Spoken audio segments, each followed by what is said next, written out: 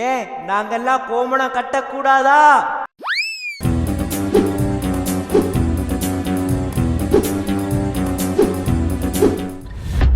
தலைவரே, பண்ணாராக்கள் உங்ககிட்ட இருந்த ஒரே ஒரு கோமணத்தையும் தூக்கிட்டாங்க தலைவரே. இப்பயாச்சும் ஊர்ல நடக்கிற களவை பத்தி வாய் திறந்து பேசின தலைவரே.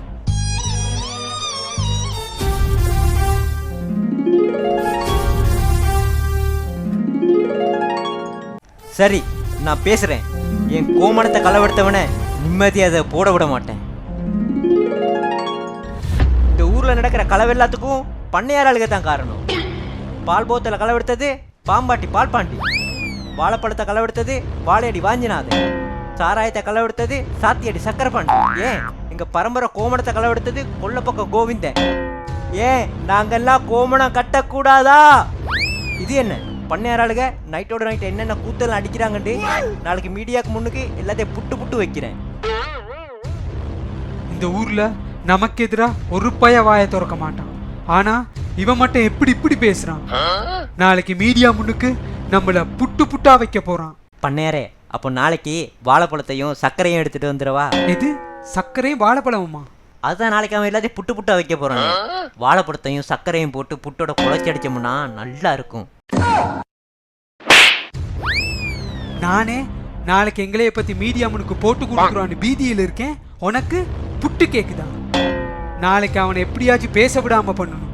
பண்ணையாரே, அவனை பேச விடாம சூனியம் வச்சுடுவோமா? சாமி, நாளைக்கு அவன் பேசவே கூடா சாமி. நீங்க தான் ஒரு சூனியம் வைக்கணும் சாமி.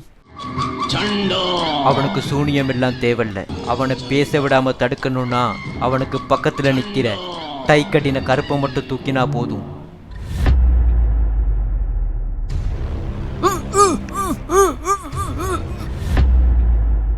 சார், பண்ணையாரை பத்தி ஏதோ முக்கியமான விஷயம் சொல்றேன்னு சொன்னீங்க. என்ன சார் அது? ஐயோ, இவனை வேற காணாமே. இப்போ என்ன சொல்லி சமாளிக்கிறது? சொல்லுங்க சார்.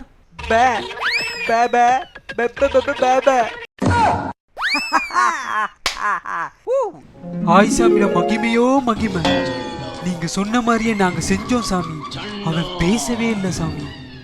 ஆமா சாமி, நீங்க தூக்க சொன்னீங்களே, அவ யாரு சாமி? அவன் தான் ஸ்கிரிப்ட். அவன் இருந்தா தான் அவனால பேசவே முடியும்.